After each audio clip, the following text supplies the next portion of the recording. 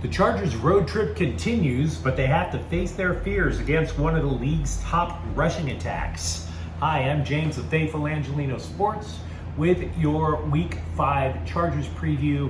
They're in Cleveland Sunday. Now, if you enjoy the content that we give about Chargers football, don't forget to subscribe to the channel. We do talk Chargers football here.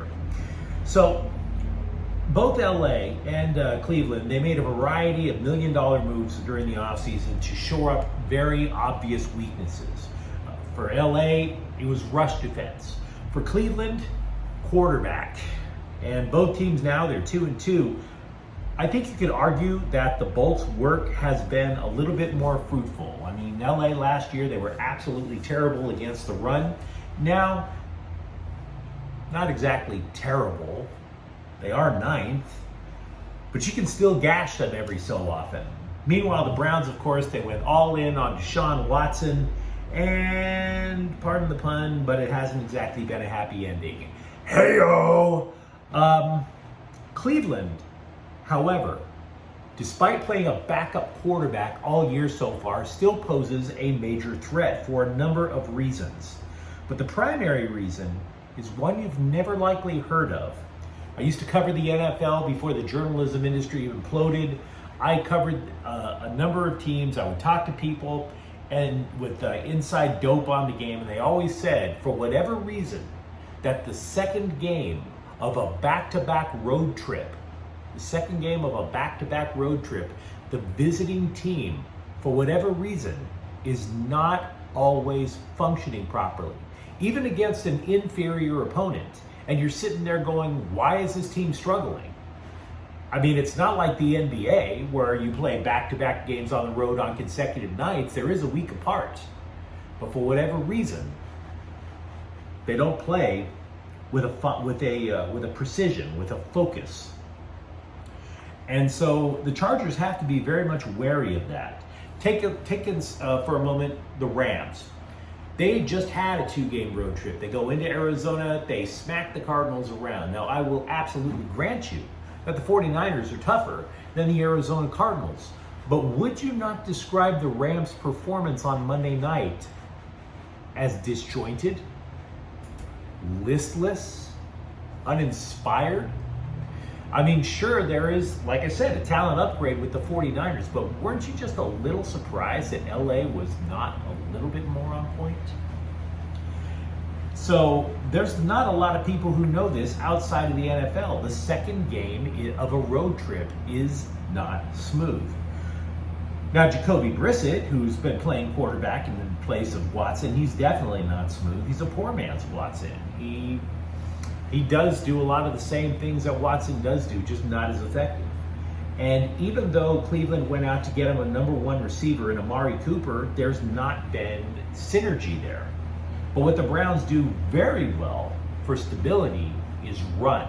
They are the number 2 rushing team in the NFL. They're terrific at it. And they have a literal old school 1-2 punch with Nick Chubb, who has 459 yards, he's second in the league.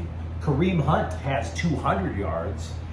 By comparison, the Chargers' best running back, Austin Eckler, 140 yards through 4 games.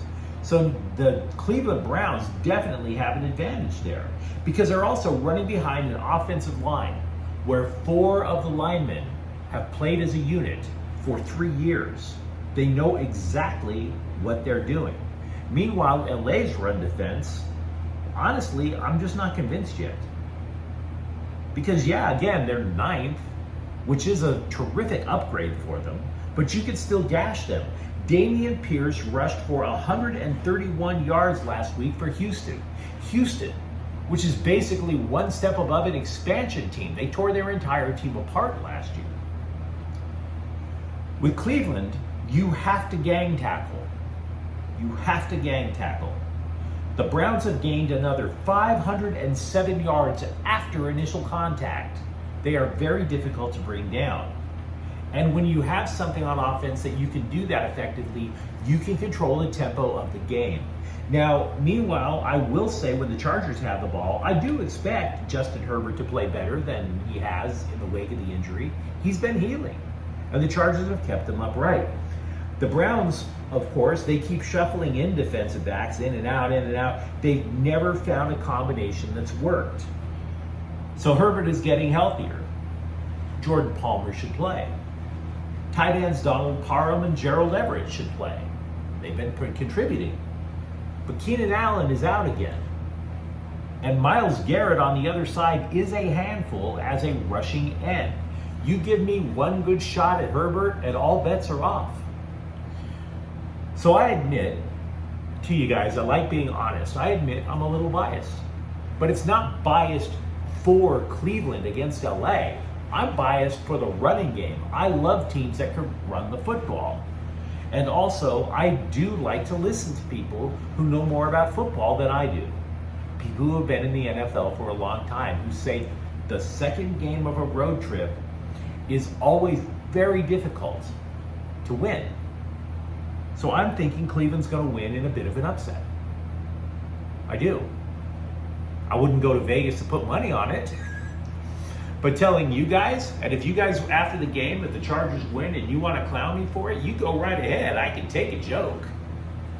But my gut feeling says Browns in an upset.